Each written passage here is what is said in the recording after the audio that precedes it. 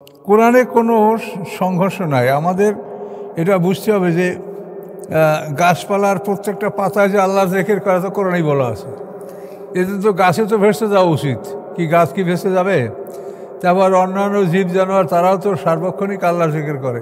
ফেরেশতারা তো অনাদিকাল থেকে অনন্তকাল আল্লাহকে স্মরণ করে বেড়াচ্ছে, আনুগত্য করছে, তারা ভেসে যাবে? তাই ভেসে যাওয়ার আমর হলো এগুলি: আমর বিল মারুফ, নাহয়ুল মুনকার, খেলাফতের দায়িত্ব পালন করা। ওই খেলাফতের দায়িত্ব আর আমর বিল মারুফ নাহয়ুল মুনকার একই কথা, দেখেন হিসাব করে।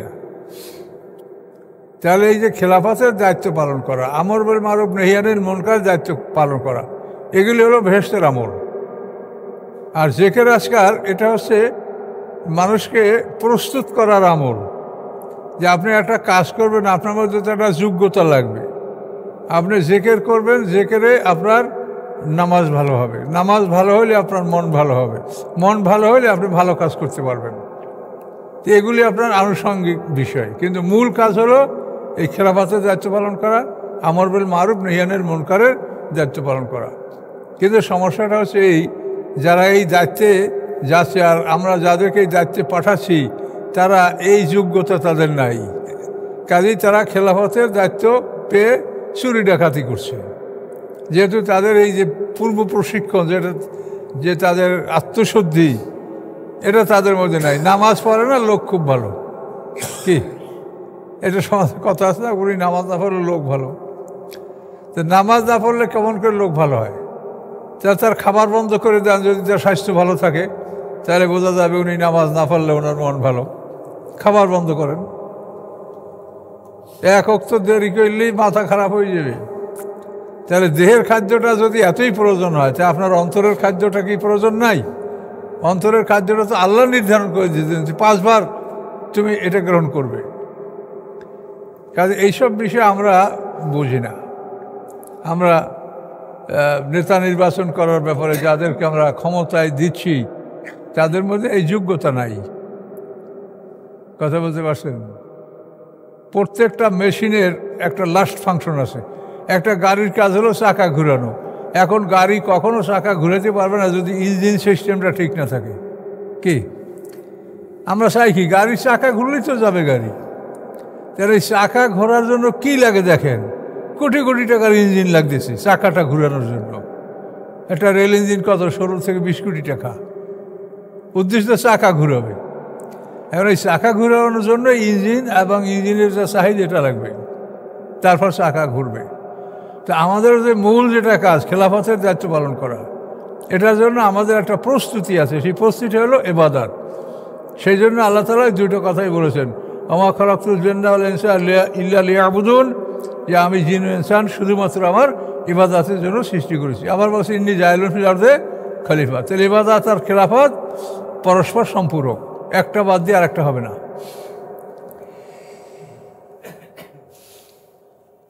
কোরআন একটা কথা যত সুন্দর করে বলেছে, পৃথিবীর কোথাও এরকম সুন্দর কথা আপনি পাবেন না। আউযু বিল্লাহি মিনাশ শাইতানির রাজীম, বিসমিল্লাহির রহমানির রহিম। ইন্নামা কাওলাল মুমিনিনা ইযা দুউ ইলাল্লাহি ওয়া রাসূলিহি লিয়াহকুমা বাইনাহুম আন ইয়াকুলু সামি'না ওয়া আতা'না উলাইকা হুমুল মুফলিহুন। নিশ্চয়ই মোমেনদের কথা হবে এরূপ, ইন্নামা নিশ্চয়ই, কানা কাউলাল মুমিনিনা হবে মুসলমানদের কথা, নিশ্চয়ই মুসলমানদের কথা এরূপ হবে, এজা দুউ ইলাল্লাহ, যখন তাদেরকে ডাকা হয় আল্লাহর দিকে, ও রাসূল এবং তার রাসূলের দিকে। কেন ডাকা হয়? লিয়াহকুমা বাইনহুম, তাদের মধ্যে ফয়সালা করে দেওয়ার জন্য। তখন মোমেনদের কথা এরূপ হওয়া উচিত। কীরূপ? আইয়াকুলু সামি'না ওয়া আতা'না, তারা বলবে যে আমরা শুনলাম, আমরা মানলাম। এরকম হওয়া উচিত মোমেনদের কথা। উলাইকুল মুফলিহুন, এবং এরাই জয়যুক্ত হবে। তা আমরা দেখেছি সূরা নিসার মধ্যে এরকম ঘটনা, যে মুসলমান দাবি করে অথচ রাসূল সাল্লাল্লাহু আলাইহি ওয়াসাল্লামের ফয়সালা পছন্দ করে নাই। তারপর ওমর ফারুকের কাছে যাবে, কাব বিন আশরাফের কাছে যাবে, এই ধরনের যে মনোভাব, সেইটার বিপক্ষে কথা আল্লাহ বললেন যে মোমেনদের কথা এরূপ হবে, যখন তাদেরকে ডাকা হয় আল্লাহর দিকে, তার রাসূলের দিকে, যে ফয়সালা করা হবে তাদের মধ্যে, তখন কথাটা এরকম হবে, আইয়াকুলু সামি'না ওয়া আতা'না, যে আমরা শুনলাম এবং আমরা আনুগত্য করলাম। উলাইকুম মুফলিহুন, এবং এরকম যাদের কথা হবে তারাই জয়যুক্ত হবে। আমায়ুতুল্লাহ রাসূলাহু, যে আনুগত্য করে আল্লাহর এবং তার রাসূলের। তারপরে সূরা নিসার ৮০ নম্বর আয়াত বলেই দেওয়া হয়েছে, মাইয়ুতির রাসূলা ফাকাদ আতা আল্লাহ, যে রাসূলের আনুগত্য করলো সেই আল্লাহর আনুগত্য করলো। কাজে আল্লাহর আনুগত্যের জন্য আপনাকে চিন্তা করতে হবে না, আল্লাহকে দেখি না তার আনুগত্য কেমন করে করব, এটা আল্লাহ সহজ করে দিয়েছেন। মাইয়ুতির রাসূলা ফাকাদ আতা আল্লাহ, রাসূলের যে আনুগত্য করলো অবশ্যই আল্লাহর আনুগত্য করলো। তাহলে এটা আমরা খুব সহজে পেয়ে গেলাম। এখন আল্লাহ বলেন মাইয়ুতিল্লাহ রাসূলহু, যে বা যারা আনুগত্য করে আল্লাহর এবং তার রসুলের, ওয়াকশাল্লাহ, এবং ভয় করে আল্লাহকে, ওয়াত্তাকিহে, এবং তাকওয়া অবলম্বন করে। ভয় এবং তাকওয়া এটার ব্যবধান কি? ভয়টা হলো একটা বাহ্যিক বিষয়, আর তাকওয়াটা হলো অন্তরের বিষয়। ভয়টা বাহ্যিক বিষয়, আপনি একটা জিনিস দিকে ভয় করতে পারেন, এটা বাহ্যিক ব্যাপার, আপনার ভয়। আর তাকওয়া হলো অন্তরের ভয়, যে আমি এই কাজটা করলে আমার ক্ষতি হবে, আল্লাহ অসন্তুষ্ট হবেন, রাসূল অসন্তুষ্ট হবেন। তো এই জন্য বলা হয়েছে যে তারা আল্লাহকে ভয় করে এবং অন্তরেও তার ভয় রেখে সতর্কতার সহিত কাজকর্ম করে। ফাউলাইকুমুল ফায়েজুন, এবং এরাই জয়যুক্ত হবে। তাহলে আল্লাহ এবং রাসূলের আনুগত্য করবে, আল্লাহকে ভয় করবে, ওয়াত্তাকি, এবং অন্তরে আল্লাহকে ভয় করবে। অথবা তাকওয়া শব্দের অর্থ হলো ডিউটিফুল। এখানে ওয়াত্তাকি অর্থে কথা আপনি করতে পারেন যে সে তার কর্তব্য পালন করবে। মুত্তাকিন শব্দের অর্থ কিন্তু ডিউটিফুল অর্থ আছে, কর্তব্য পালনকারী।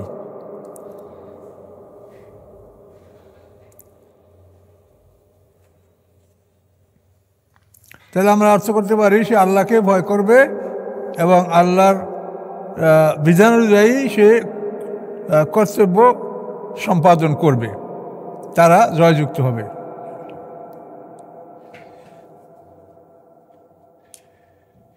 ও আকসামু বিল্লাহ জাহাদা আইমানহিম, এগুলো মুনাফিক প্রসঙ্গে কথা হচ্ছে। ও আকসামু বিল্লাহ জাহাদা আইমানহিম, এবং তারা কসম করে আল্লাহর নামে তাদের কঠিন কসম, কঠিন শপথ। কি কঠিন শপথ করে কি বলে? লায়ন আমার তাহম লায়াক রুজুন্না, যদি আপনি তাদেরকে আদেশ দান করেন তো অবশ্যই তারা মদিনা শহর থেকে বেরিয়ে যাবে। এটা তারা কসম করে বলছে যে আপনার সব কথা মানি, আপনি আমাদেরকে এই শহর থেকে বের হয়ে যেতে বললে তাও আমরা মানি। এর জবাবে আল্লাহ বলছেন, কুল, আপনি তাদেরকে বলেন, লা তুকসিমু, তোমরা শপথ করো না, কসম করো না, তোয়াতুম মারুফা, ন্যায়সঙ্গত আনুগত্য করো। ন্যায়সঙ্গত আনুগত্য, কসম করতে হবে না। ইনদাল্লাহ কাবিরুম বিমা তা'মালুন, নিশ্চয়ই আল্লাহ তাআলা খবর রাখেন যা তোমরা আমল করো। এই কসম করাটা আল্লাহ পছন্দ করেন না। সূরা কলমের মধ্যে আল্লাহ বলছেন, ওয়ালা তুতি কুল্লা হাল্লাফিন মাহিন, মানে যারা বারবার কসম করে, কথায় কথায় আল্লাহর কসম, আল্লাহর কিরে, আল্লাহর দোহাই, আল্লাহ বলছেন এদেরকে মানবেন না, এরা মিথ্যাবাদী। তার কারণ যে সত্যবাদী সে কসম করে কথা বলে না, এমনি কথা বললেই মানুষ তাকে বিশ্বাস করে।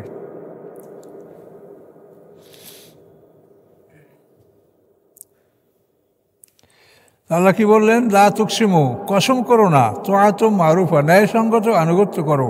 ইন্নাল্লাহ খাবিরুম বিমা তা'মালুন, নিশ্চয়ই আল্লাহ তাআলা অবগত আছেন যা তোমরা করো। কুল, আপনি বলেন, আতিউল্লাহ ওয়া আতিউর রাসূলা, তোমরা আনুগত্য করো আল্লাহর এবং আনুগত্য করো তার রাসূলের। এই কথাটা আল্লাহ কোরআনে 40 বার বলছেন, আল্লাহর আনুগত্য, রাসূলের আনুগত্য 40 বার।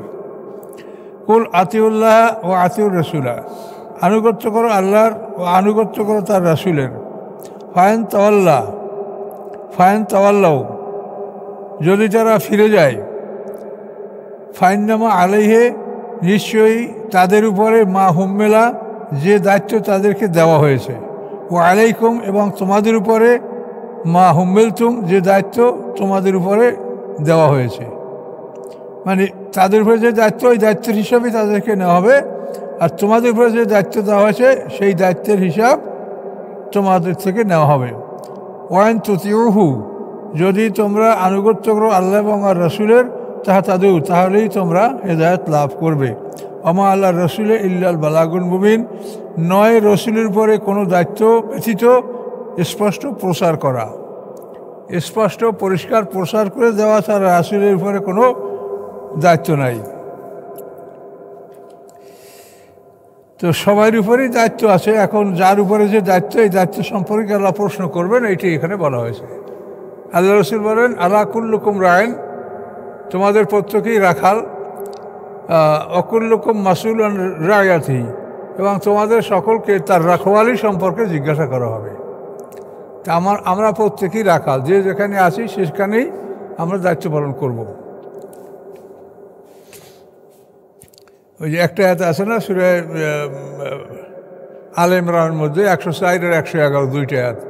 তো এক আয়াতে বলা হয়েছে, প্রথম আয়াতে বলা হয়েছে ওয়াল তাকুম মিনকুম উম্মাতুন ইয়াদুনা ইলাল খায়র, তোমাদের মধ্যে হতে একটা দল হবে যারা মানুষকে কল্যাণের দিকে আহ্বান করবে। আবার 11তে বলা হয়েছে কুনতুম খায়রা উম্মাতিন উখরিজাত লিন-নাস, তোমরা একটা উত্তম জাতি, মানুষের কল্যাণের জন্য তোমাদের আবির্ভাব। তাহলে একটা কন্ট্রাডিকশন। ওয়াতে বলেছে তোমাদের মধ্যে তো একদল।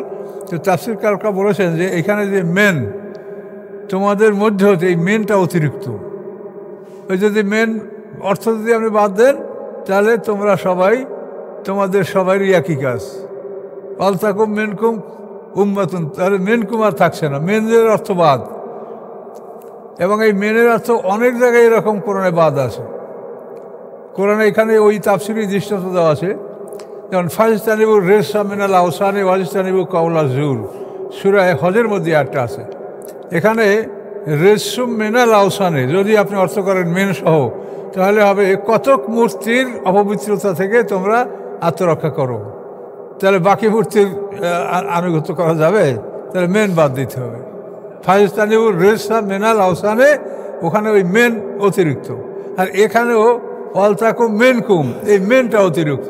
মেন বাদ দিলে তাহলে দুইটা এত একই, যে তোমরা সবাই একই কাজের জন্য তোমাদের আবির্ভাব, যে তোমরা ভালো কাজে আদেশ করবে, মন্দ কাজে বাধা দান করবে, এটাই তোমাদের কাজ। না হ্যাঁ 10 হইতে পারে, 110, 11 জায়গায় 110 হইতে পারে। হ্যাঁ, তো কোরআনে কোনো সংঘর্ষ নাই। আমাদের এটা বুঝতে হবে যে গাছপালার প্রত্যেকটা পাতায় যে আল্লাহ জিকির করা, তো কোরআনেই বলা আছে। এতে তো গাছে তো ভেসে যাওয়া উচিত, কি গাছ কি ভেসে যাবে? তারপর অন্যান্য জীব জানোয়ার তারাও তো সার্বক্ষণিক আল্লাহ জিকির করে। ফেরেশতারা তো অনাদিকাল থেকে অনন্তকাল আল্লাহকে স্মরণ করে বেড়াচ্ছে, আনুগত্য করছে, তারা ভেসে যাবে? তাই ভেসে যাওয়ার আমর হলো এগুলি: আমর বিল মারুফ, নাহি আনিল মুনকার, খেলাফতের দায়িত্ব পালন করা। ওই খেলাফতের দায়িত্ব আর আমর বিল মারুফ নাহি আনিল মুনকার একই কথা, দেখেন হিসাব করে। তাহলে এই যে খেলাফতের দায়িত্ব পালন করা, আমর বিল মারুফ নাহি আনিল মুনকার দায়িত্ব পালন করা, এগুলি হলো বেহেশতের আমল। আর জিকির আজকার এটা হচ্ছে মানুষকে প্রস্তুত করার আমল, যে আপনি একটা কাজ করবেন, আপনার মধ্যে তো একটা যোগ্যতা লাগবে। আপনি জিকির করবেন, জিকিরে আপনার নামাজ ভালো হবে, নামাজ ভালো হলে আপনার মন ভালো হবে, মন ভালো হলে আপনি ভালো কাজ করতে পারবেন। তো এগুলি আপনার আনুষঙ্গিক বিষয়, কিন্তু মূল কাজ হলো এই খেলাফতের দায়িত্ব পালন করা, আমর বিল মারুফ নাহি আনিল মুনকারের দায়িত্ব পালন করা। কিন্তু সমস্যাটা হচ্ছে এই, যারা এই দায়িত্বে যাচ্ছে আর আমরা যাদেরকে এই দায়িত্বে পাঠাচ্ছি, তারা এই যোগ্যতা তাদের নাই। কাজেই তারা খেলাফতের দায়িত্ব পেয়ে চুরি ডাকাতি করছে, যেহেতু তাদের এই যে পূর্ব প্রশিক্ষণ, যে তাদের আত্মশুদ্ধি, এটা তাদের মধ্যে নাই। নামাজ পড়ে না, লোক খুব ভালো, কি এটা সমাজের কথা আছে না, উনি নামাজ না পড়লে লোক ভালো। তো নামাজ না পড়লে কেমন করে লোক ভালো হয়? তার খাবার বন্ধ করে দেন, যদি তার স্বাস্থ্য ভালো থাকে তাহলে বোঝা যাবে উনি নামাজ না পড়লে ওনার মন ভালো। খাবার বন্ধ করেন, এক ওয়াক্ত দেরি করলেই মাথা খারাপ হয়ে যাবে। তাহলে দেহের খাদ্যটা যদি এতই প্রয়োজন হয়, তা আপনার অন্তরের খাদ্যটা কি প্রয়োজন নাই? অন্তরের খাদ্যটা তো আল্লাহ নির্ধারণ করে দিয়েছেন, 5 বার তুমি এটা গ্রহণ করবে। কাজে এইসব বিষয়ে আমরা বুঝি না। আমরা নেতা নির্বাচন করার ব্যাপারে যাদেরকে আমরা ক্ষমতায় দিচ্ছি তাদের মধ্যে এই যোগ্যতা নাই। কথা বলতে পারছেন? প্রত্যেকটা মেশিনের একটা লাস্ট ফাংশন আছে। একটা গাড়ির কাজ হলো চাকা ঘুরানো। এখন গাড়ি কখনো চাকা ঘুরাতে পারবে না যদি ইঞ্জিন সিস্টেমটা ঠিক না থাকে। কি আমরা চাই কি গাড়ির চাকা ঘুরলেই তো যাবে গাড়ি। তাহলে এই চাকা ঘোরার জন্য কি লাগে দেখেন, কোটি কোটি টাকার ইঞ্জিন লাগতেছে চাকাটা ঘুরানোর জন্য। একটা রেল ইঞ্জিন কত 16 থেকে 20 কোটি টাকা, উদ্দেশ্য চাকা ঘুরাবে। এখন এই চাকা ঘুরানোর জন্য ইঞ্জিন এবং ইঞ্জিনের যে চাহিদা এটা লাগবে, তারপর চাকা ঘুরবে। তো আমাদের যে মূল যেটা কাজ খেলাফতের দায়িত্ব পালন করা, এটার জন্য আমাদের একটা প্রস্তুতি আছে। সেই প্রস্তুতি হলো ইবাদত। সেই জন্য আল্লাহ তাআলা দুটো কথাই বলেছেন, ওমা খালাকতুল জিন্না ওয়াল ইনসা ইল্লা লিয়াবুদুন, যে আমি জিন ও ইনসান শুধুমাত্র আমার ইবাদতের জন্য সৃষ্টি করেছি। আবার বলছে ইন্নী জাইলুন ফিল আরদে খলিফা। তাহলে ইবাদত আর খেলাফত পরস্পর সম্পূরক, একটা বাদ দিয়ে আরেকটা হবে না।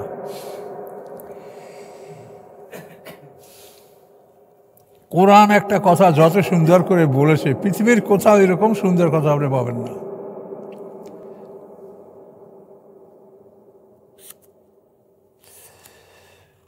রাসূলের কর্তব্য হলো বালাগুল মুবিন, স্পষ্ট বর্ণনা করা। আমাদের কর্তব্য কি?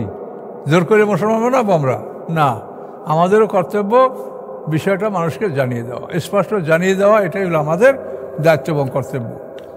আমরা মানুষকে মুসলমান বানানোর জন্য অনেক কথা নিজেদের পক্ষ থেকে বানিয়ে বলি, ছোটকে বড় করিয়া বলি যাতে মানুষ ভয় পায়। এটা সম্পূর্ণ শয়তানের বুদ্ধি। তার কারণে আপনি মানুষকে ভয় দেখিয়ে মুসলমান বানাও, এটা আল্লাহ আপনাকে বলছে? আল্লাহ বলছে তার খেতাবে যা আছে সেইটা তুমি বলো, তাতে যে গ্রহণ করে করবে, না করে না করবে। কিন্তু আমরা বেশি ভয় দেখানোর জন্য অনেক কথা বানিয়ে বলি। এক মাওলানা একদিন কথাটা আমাকে বলছে, সে আলেম ভালো, কিন্তু এই কোরআনের কথা শুনিয়া এখন কাজে কোরআন যে এইভাবে বলে তো ইসলামের কিছু থাকবে না। আমি কথাটা বলতেই পারি না। তাহলে কোরআন যে এইরকম বললে ইসলামের কিছু থাকবে না, অর্থাৎ ইসলাম যেভাবে আছে এটা কোরআন দ্বারা বললে আর কিছু থাকে না। তাহলে আমাদের কোরআন থেকেই বলতে হবে, তাতে কি থাকলো আর গেল সেটা আমাদের দেখার প্রয়োজন নেই। মানে এখন যে ইসলামের স্ট্রাকচারটা আছে এটা কোরআনের বাইরের থেকে 2 নম্বর থেকে শুরু হয়েছে।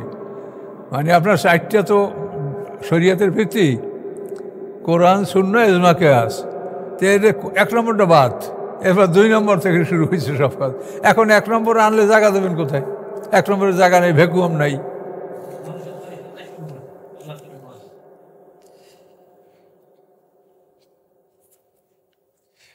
আচ্ছা আচ্ছা, কোথায় গেল? ওয়াদাল্লাহুল্লাযীনা আমানু মিনকুম ওয়া আমিলুস সালিহাত। ওয়াদা করছেন আল্লাহ তাআলা আল্লাযীনা আমানু মিনকুম, কাদের সাথে? তোমাদের মধ্যে যারা ঈমানদার তাদের সাথে আল্লাহ ওয়াদা করেছেন। কি? তাদের সাথে আল্লাহর প্রতিশ্রুতি কি? ঈমান এবং আমলে সালেহ। আল্লাযীনা আমানু ওয়া আমিলুস সালিহাত, তোমাদের মধ্যে যারা ঈমান এনেছে এবং সৎকর্ম সম্পাদন করেছে তাদের সাথে আল্লাহর ওয়াদা। কি ওয়াদা? লা ইয়াস্তাখলিফান্নাহুম ফিল আরদি, অবশ্যই তাদেরকে খেলাফত দান করবেন তিনি পৃথিবীর বুকে তাদেরকে আল্লাহ খেলাফত দান করবেন। কামা ইসতাখলাফাল্লাযীনা মিন ক্বাবলিহিম, যেভাবে তিনি খেলাফত দান করেছিলেন তাদের পূর্ববর্তীদেরকে। তাহলে আল্লাহর পক্ষ থেকে এই খেলাফত লাভ করার জন্য কী করতে হবে? ঈমান এবং আমলে সালেহ, এই 2টা জিনিস অর্জন করতে হবে। কিন্তু আমরা তো আমলে সালেহ ছাড়াই খেলাফত অর্জন করতে চাচ্ছি, এটা তো আমাদের ভুল। 2টা একটা বাদ দিয়ে আমরা যদি চাই তো কেমন করে হবে? ওয়ালাইউমাক্কিনানা লাহুম দীনাহুম, এবং তিনি প্রতিষ্ঠিত করে দেবেন তাদের জন্য তাদের দিনকে প্রতিষ্ঠিত করার জন্য আল্লাহ আমাদের সাহায্য করবেন। কোন দিন? আল্লাযী ইরতাদা লাহুম, যে দিন তিনি তাদের জন্য পছন্দ করেছেন সেই দিনটার নাম কি? রাদিতু লাকুমুল ইসলামা দীনা। এই রাদিতু থেকে ইরতাদা একই শব্দ। কথা বলতে পারছেন? কোন দিন? আল্লাযী ইরতাদা লাহুম, যে দিন তাদের জন্য তিনি পছন্দ করেছেন। কি পছন্দ করেছেন? রাদিতু লাকুমুল ইসলামা দীনা, ওই ইসলাম, ওইটাই কোনো দুই কথা নাই। অলায়ু বাদ্দার নামবেন বাদে খওফিম আমনা, অবশ্যই আমি বদল করে দেব তাদেরকে তাদের ভয়ের পরে নিরাপদ অবস্থা। তারা যে একটা ভয়ভীতির মধ্যে ছিল এতদিন, আমি তাদেরকে প্রতিষ্ঠিত করব এবং ভয়ভীতির থেকে নিরাপত্তা দান করব। অলায়ু বাদ্দার নাম আমি অবশ্যই বদল করে দেওয়া হবে তাদের ভয়ের পরে নিরাপদ অবস্থা। তো এর জন্য আল্লাহ শর্ত করছেন কি, ইয়া বুদুন আনি আলা ইউশরিকুনা বিহি শাইআ, তারা আমার ইবাদত করবে এবং আমার সাথে বিন্দুমাত্র শরিক করবে না। আমান কাফারা বা'দা যালিকা ফাউলাইকা হুমুল ফাসিকুন, এরপরেও যারা অবিশ্বাস করবে তারা ফাসেক, তারা সীমা লঙ্ঘনকারী। তা আল্লাহ শর্ত লাগাইছে কি, ইয়া বুদুন আনি, আমার ইবাদত করবে, আমার সাথে শরিক করবে না। তা আমরা তার সাথে শরিক করছি। আল্লাহ বলছেন এনেল হুকম ইল্লা লিল্লাহ, আল্লাহ ছাড়া কেউ হুকুমদাতা নাই। আমরা আইন পরিষদ আছে, আমাকে সংসদ আছে, এরা আইন করবে কি? আল্লাহ বলছেন সার্বভৌমত্ব আমার। হাসরের ময়দানে আল্লাহ তাআলা আত্মপ্রকাশ করে সিংহাসন আরোহণ করার পরে কি জিজ্ঞাসা করবেন, লেমান এল মুল্ক, এই রাজত্বটা কার? এই রাজত্বটা কার? তো কোনো আওয়াজ হবে না, চুপচাপ মানুষ, 1000 বছরের মধ্যে কথাই বের হবে না কারো। তারপরে আল্লাহ নিজে বলবেন লিল্লাহিল ওয়াহিদুল কাহার, এই সার্বভৌমত্ব, রাজত্ব, মালিকানা এক আল্লাহর, যিনি পরাক্রমশালী এবং এক, আর কেউ নাই। এখন এই সার্বভৌমত্বটা আমরা কাকে দিচ্ছি? যদি প্রেসিডেন্সিয়াল ফর্ম অফ গভর্নমেন্ট হয় তো প্রেসিডেন্টকে দিচ্ছি, আর যদি পার্লামেন্টারি ফর্ম অফ গভর্নমেন্ট হয় তো আমরা প্রধানমন্ত্রীকে দিচ্ছি এই সার্বভৌমত্ব। সেটা সেরেক না? ডাইরেক্ট সেরেক না বলেন? তো এগুলি না বুঝে আপনি খালি জামা পোশাক আর পাগড়ি পরিয়ে ভেসতে যাবেন, আর অথচ সেরেক এমন একটা অবস্থা যেটা কোনো ক্ষমাই নাই, আল্লাহ বলে দিয়েছে। এগুলির থেকে মানুষ কীভাবে একে রিস্কেও, তাদের কীভাবে উদ্ধার করবেন সে কল্পনা তো থাকতে হবে, চেষ্টা তো থাকতে হবে। না পারলাম, কিন্তু চেষ্টা তো থাকতে হবে। কিন্তু আমরা নিরাপদ, মনে হয় যেন আমাদের কোনো শত্রু নাই, ভয় নাই, বীজ নেই, আমরা খুব নিরাপদ। এই হলো আলেম ওলামাদের অবস্থা। আপনি যে কত বিপদে আছেন যদি চিন্তা করেন তা আপনার ঘুম হারাম হয়ে যাবে যে আমি কী বিপদে আছি। কিন্তু সেই বিপদের কোনো নমুনা নিশানা আমাদের চেহারার মধ্যে নাই। আমরা খুব নাদুস নুদুস, সব কোনো চিন্তা নাই, নুরানি চেহারা সবাই। কথা বুঝতে পারছেন কি বলছে আল্লাহ? শর্তটা কি? ইয়া বুদুনানি ওয়ালা ইউশরিকুনা বিহি শাইআ, আমার ইবাদত করবে, আমার গোলামি করবে, শরিক করবে না।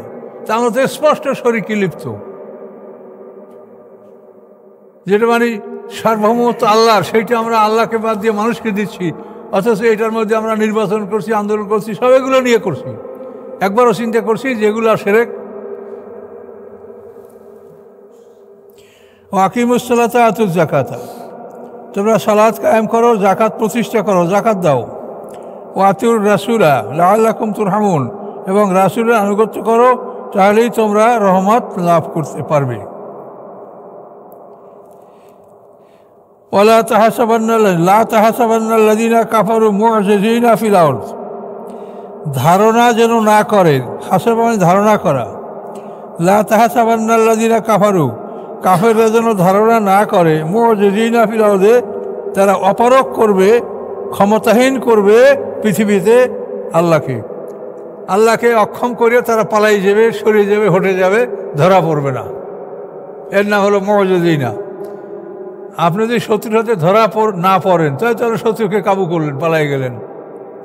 তা এখানে বলছে যে তারা পৃথিবীতে কোনো অবস্থায় আল্লাহকে অপারগ করতে পারবে না, যে আল্লাহকে ফাঁকি দিয়ে দুর্বল করে আমরা পালাই যাব, সরে যাব।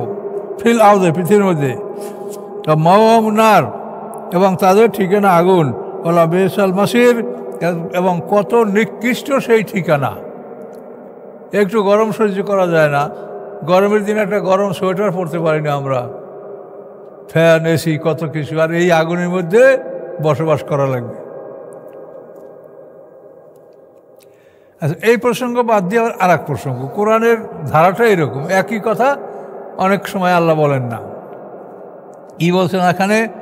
ইয়া আইয়ুহাল্লাযীনা আমানু লিয়াস্তাযিনুকুমুল্লাযীনা মালাকাত আইমানুকুম আল্লাযীনা লাম ইয়াবলুগুল হুলুম মিনকুম সালাসা মাররাত। হে ঈমানদারগণ, হে ঈমানদারগণ, ইয়া আইয়ুহাল্লাযীনা, লাইয়াস্তাযিনুকুম, অবশ্যই অনুমতি নেবে তোমাদের থেকে, মানে তোমাদের ঘরে প্রবেশের জন্য অনুমতি নেবে। কারা নেবে? আল্লাযিনা মালাকাত আইমানুকুম, যারা তোমাদের অধিকারভুক্ত দাস দাসী তারা। আল্লাযিনা লাম ইয়াবলুগুল হুলুমা, এবং তারা যারা এখনও বালেগ হয় নাই। হুলুম মানে আকল, জ্ঞান, মানে এখনও জ্ঞানী হয় নাই, বালেগ হয় নাই, এরা অনুমতি নিয়ে ঘরে প্রবেশ করবে। হুলুমা মিনকুম, তোমাদের মধ্যে হচ্ছে যারা এখনও বয়সপ্রাপ্ত হয় নাই তারা, এবং দাস দাসীরা অনুমতি নিয়ে ঘরে প্রবেশ করবে। সালাসা মাররাতেন, তিনটা সময় মানুষ মানে পার্সোনাল অ্যাফেয়ার্সে ব্যস্ত থাকতে পারে।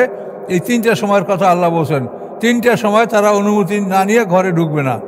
এটা তো সেই যুগের কথা যখন পৃথিবীর বাড়িঘর এত উন্নত মানের ছিল না, সেই সময় এই বিধান আল্লাহ বলেছে।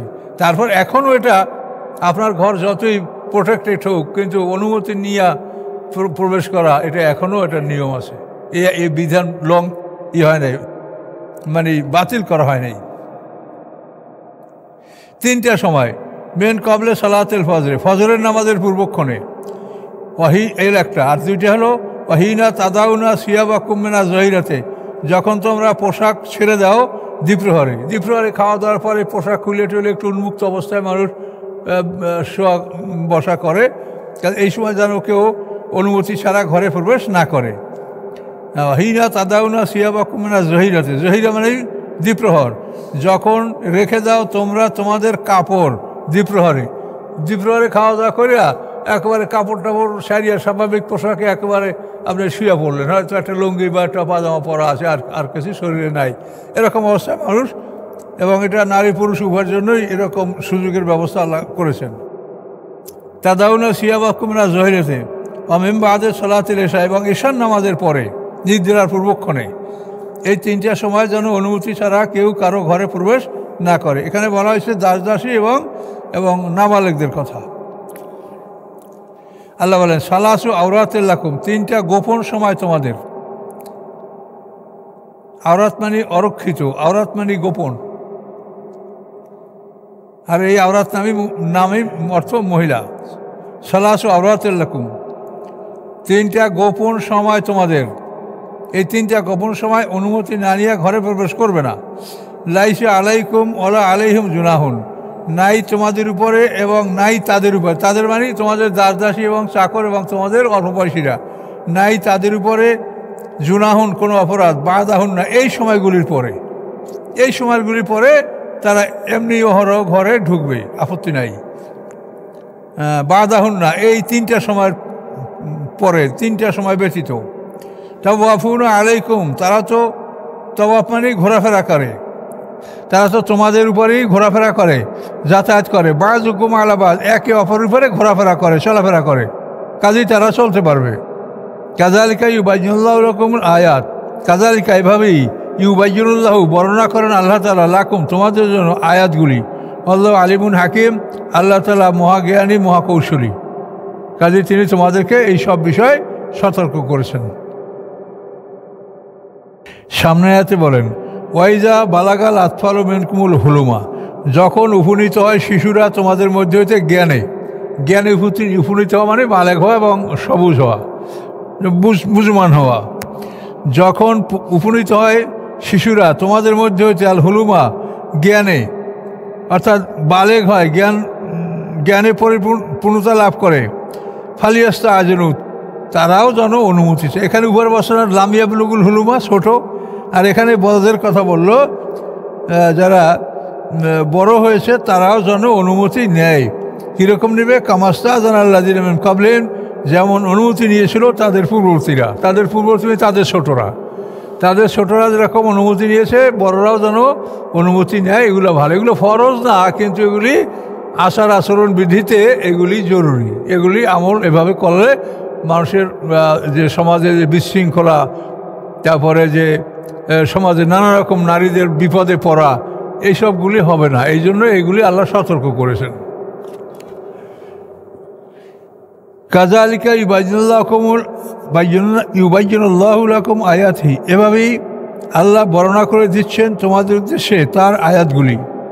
আল্লাহু আলিমুন হাকিম, আল্লাহ তাআলা সব কিছু জানেন, তিনি মহাকৌশলী, তিনি জানেন বলেই তোমাদের চলাফেরা আচরণ বিধির এই আইনগুলি তিনি করেছেন, যে এগুলি তোমাদের জন্য ভালো হবে।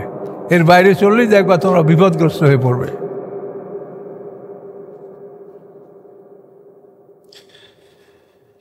আচ্ছা, এরপরে সামনে আবার আউযু বিল্লাহি মিনাশ শাইতানির রাজিম ওয়াল কাওয়াইদু মিনান নিসাই। কায়েদ মানে যে বসে থাকে, তো কাওয়ায়েদ বসে থাকা নারীগণ। বসে থাকা নারীগণ মানে যে তাদের এখন আর কোনো কাজ নাই, বিবাহ বন্ধনে আবদ্ধ হওয়ার মতো কোনো সময় নাই, এখন তাদের পুত্রবধূ হয়েছে, সংসারের ছেলের মানে অন্যরা সব আসে, এখন এরা কাওয়ায়েদ বসে থাকে, কাজ নাই। বল কাওয়ায়েদু মিনান নিসাই, বসে থাকা নারীগণ, আল্লাতি যারা লাইয়াজুনা নেকাহান বিবাহ করার আশা রাখে না, তাদেরকে কেউ বিয়ে করবেও না আর তারা কেউ সাথে বিয়ে বসবেও না। লাইয়াজুনা আশা করে না বিবাহের, এই স্তরের যারা মহিলা তাদেরকে বলা হয়েছে ফালাইছে আলাইহিন্না জুনাহুন আইয়াদানা সিয়াবাহুন্না, নাই তাদের উপরে কোনো অপরাধ যে তারা ত্যাগ করবে তাদের পোশাক ত্যাগ করবে। পোশাক ত্যাগ করা মানে যেটা ওই উপরে অতিরিক্ত পোশাক পরতে বলা হয় সেইটা, জিলবাব, যে বড় চাদর বোরকা এগুলি ছাড়া অন্য মহিলারা চলবে না, কিন্তু এদের জন্য ওই রকমের বড় চাদর ব্যবহার করা বা বোরকা পরা বা গাউন পরা, এটা ত্যাগ করা কোনো গুনাহ নাই। জুনাহুন হবে না অপরাধ, আইয়াদানা সিয়াবুন, তারা পরিত্যাগ করবে তাদের কাপড়। গায়রা মুতাবারজাতিন বিজিনা মানে সৌন্দর্য প্রদর্শন করি যেন না হয়, এমন না হয় যেতে সৌন্দর্য প্রদর্শন করার জন্য পোশাক বর্জন করলো, সেটা না। গায়রা মুতাবারজাতিন বিজিনা, সে নয় প্রদর্শনকারী সৌন্দর্য। মোতাবারজাত মানে তাবারুজ, আগে আপনারা পড়ছেন, তাগারুজ মানে তাগান্নুস, খণ্ড খণ্ড পোশাক পরে সৌন্দর্য প্রকাশ করা, যে দৃশ্যটা আপনি এক নজরেই পাবেন যদি বিমানের পাইলট নারীদের দিকে তাকান, তো এইটা হলো তাগান্নুস, তাবাররুজ। ওরা কোরআন যে কী পোশাক আবিষ্কার করছে নাকি আল্লাহ জানে। তাবাররুজ, তাগান্নুস, খণ্ড খণ্ড পোশাক পরে সৌন্দর্য প্রদর্শন করা। এখন আল্লাহ বলেন ওয়াইয়াস্তাফিফনা খায়রুল লাহুন্না, যদি তারা পবিত্রতা অর্জন করে সেটাই তাদের জন্য ভালো, অর্থাৎ তারাও যদি বড় চাদর পরে বোরকা পরে চলাফেরা করে এটা ভালো। এখন আল্লাহ তাআলা এই মুরব্বীদেরকে কিছুটা মানে পোশাকের দিক দিয়ে অনেক অধিক পোশাক পরা আসলে তো একটা কষ্টকরও ব্যাপার, এতে অনুমতি দিয়েছেন। কিন্তু আমরা সমাজে দেখি কি যে এই মুরব্বী শ্রেণীরাই এই বোরকা গাউন এবং বড় চাদর পরে, আর যারা যুবতী তারা উন্মুক্ত অবস্থায় চলে, মানে আল্লাহ যা আছে তার বিপরীত।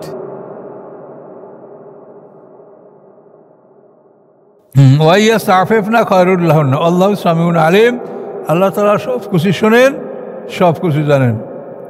বুঝছেন, আমার নিজের দেখা হাজি সাহেব, লম্বা জামা আছে, টুপি আছে, পাগড়ি আছে, রুমাল আছে, তার পাশে তার নাতিন সম্পূর্ণ বিবস্ত্র বললেই চলে, যেটাকে শরীয়তের ভাষায়। এখন মনে হয় যে হাজি সাহেবের কিছু পোশাক খুললে ওই মেয়েটারে পরাই দেই, কিন্তু তাহলে তো আমার সামাজিক অবস্থা খারাপ হয়ে যাবে।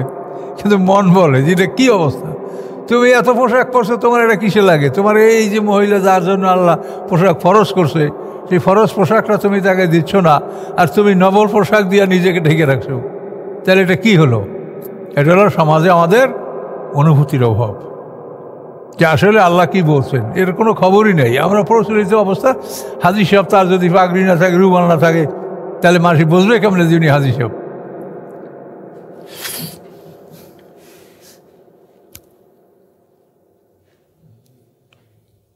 আল্লাহ সামিউন আলিম, আপনি সব কিছু শোনেন, সব কিছু জানেন। আচ্ছা, এখন আপনারা যে সমাজে চলাফেরা, খাওয়া দাওয়া, ওঠা বসা, এর কিছুটা বিধিবিধান বলা হচ্ছে। লাইসা আলাল আমা হারাজুন, অন্ধের উপরে কোনো আপত্তি নাই। হারাজ মানে কোনো জিজ্ঞাসাবাদ বা আপত্তি নাই। লাইসা আলাল আমা হারাজুন, নাই অন্ধের উপরে হারাজুন কোনো অভিযোগ। ওয়ালা আলাল আরাজ, এবং ল্যাংরার উপরেও কোনো হারাজুন অভিযোগ নাই। ওয়ালা আলাল মারিজে, এবং যারা অসুস্থ রোগী তাদের উপরে কোনো হারাজুন, তাদের উপরে কোনো আপত্তি নাই। ওয়ালা আলা আনফুসিকুম, এবং তোমাদের নিজেদের উপরে কোনো আপত্তি নাই। আনতা আকুলু, যে তোমরা খাবে মেম বুয়ুতুকুম, তোমাদের নিজেদের ঘর হতে, নিজেদের ঘর থেকে খানা খাবে। কারা কারা? অন্ধ, লুলা, অসুস্থ এবং তোমরা নিজেরা, এরা সবাই মিলে এক ঘরে খানা খাবে, কোনো সমস্যা নাই, ছোঁয়াচে রোগ হবে না। তো তোমাদের ঘর থেকে খাবে। আও বুয়ুতে আবাইকুম, অথবা তোমাদের পিতাদের ঘর থেকে খাবে। পিতা বলতে বাবা, দাদা, এদের ঘর। আও বুয়ুতে উম্মাহাতিকুম, অথবা তোমাদের মাদের ঘরে খাবে, মা, দাদি, মাদের ঘরে খাবে। আও বুয়ুতে ইখওয়ানিকুম, অথবা তোমাদের ভাইদের ঘরে খাবে। আও বুয়ুতে আখওয়াতিকুম, অথবা তোমাদের বোনদের ঘরে খাবে। আও বুয়ুতে আমামিকুম, অথবা তোমাদের চাচাদের ঘরে খাবে। আও বুয়েতে আম্মাতিকুম, অথবা তোমাদের ফুফুদের ঘরে খাবে। আও বুয়েতে আখওয়ালিকুম, অথবা তোমাদের মামাদের ঘরে খাবে। আও বুয়েতে খালাতিকুম, অথবা তোমাদের খালাদের ঘরে খাবে।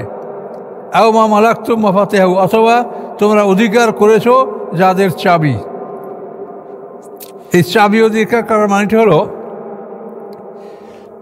এখানে তো কয়টা গ্রুপ বলা হয়েছে, অন্ধ, লুলা, রোগী, তোমরা নিজেরা, এইসব ঘরে তোমরা খানা খাবে। এর মানে কি, যে এইসব ঘরের মালিকরা যেন তাদেরকে খাদ্য দান করায় কৃপণতা না করে। খানা খাবে আর জোর করে খাইতে তো পারবে না। তো এটার অর্থ হলো যে এই যাদের ঘরে খাইতে আল্লাহ বললেন, তারা যেন এদের খাবার ব্যবস্থা করে। আর মালাকতুম মাফাতিহাহু, চাবির মালিক, এটার অর্থ হচ্ছে যে কিছু মানুষ যারা যুদ্ধে যায়, যে যুদ্ধে যাওয়ার সময় তারা লোক রেখে যায় বাড়িতে, যে আমার বাড়িটা তুমি দেখবা, আমার বাড়ির চাবি তোমাকে দিয়ে গেলাম। তো এখন ওই যাদের বাড়ির চাবি দেওয়া যায় মালিকে, অনেক সময় চাবি গ্রহণকারীরা ওই বাড়ির খানা খাইতো না, না খাইয়া কষ্টে শুকিয়ে পড়ে থাকতো, না মালিক নেই আমরা কেমনে খাবো, এরকম খুব কষ্ট করতো অনেকেই। বাড়ির থেকে কিছু সংগ্রহ করলে খাইতো, কিন্তু বাড়ির খাবার, মালিকের খাবার খাইতো না ভয়তে। তা আল্লাহ বলছেন, না, যে মালিক তোমার চাবি দিছে সে মালিকের গৃহ থেকে তুমি খানা খাও, এটা কোনো অসুবিধা না। ইসরাফ করবে না, অপব্যয় করবে না, নিয়মিত যেটা খাবার সেটা তুমি খাও। ওই চাবির মালিক যে হয়েছ, ওই মালিকের গৃহ থেকে এই খাবারটা তুমি খাও। এখন বুঝতে পারছেন? মালাকতুম মাফাতিহাহু।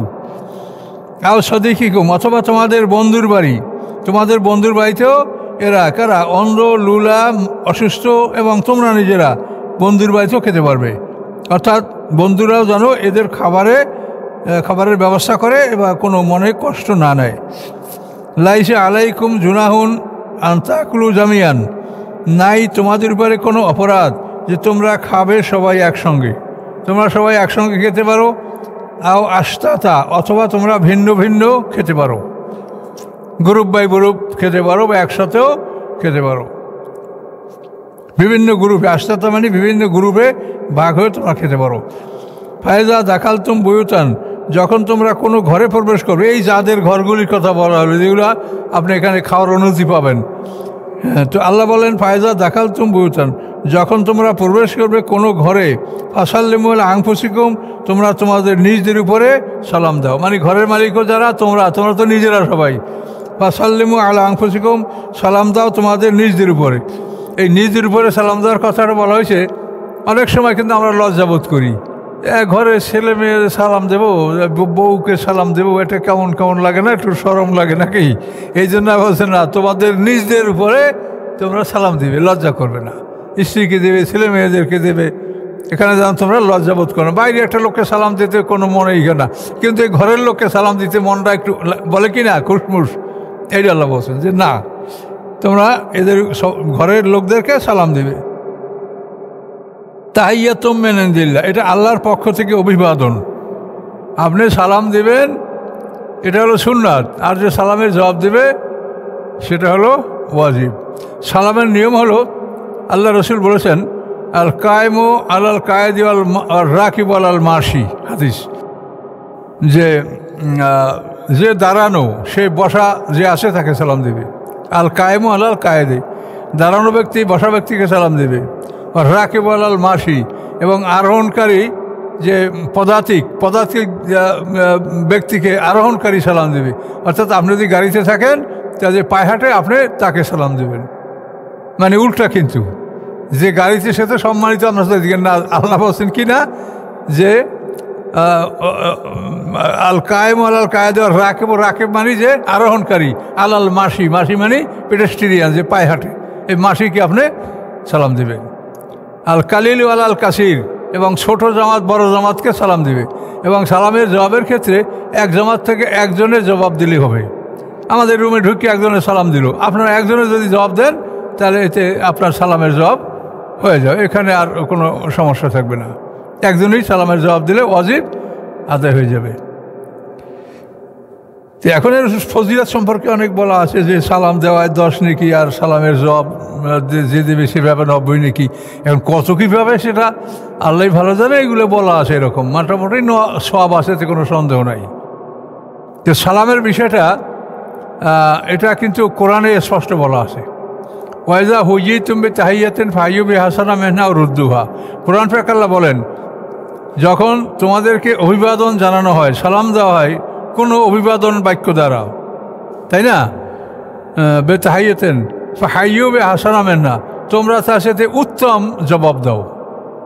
যদি তোমাকে বলে আসসালামু আলাইকুম, তুমি বলো ওয়ালাইকুম আসসালাম ওয়া রাহমাতুল্লাহ, তাহলে উত্তম জবাব দেওয়ার অর্থ হলো তোমাকে যে আওয়াজে সালাম দিয়েছে তুমি তার চাইতে একটু উচ্চ আওয়াজে তার জবাব দাও, তাহলে আপনি তার সাথে ভালো জবাব দিলেন। ফাহাইয়ু বিহাসানা মিনহা, আর যদি না পারো আও রুদ্দুহা, তাহলে সে যেভাবে দিয়েছে সেভাবে দাও।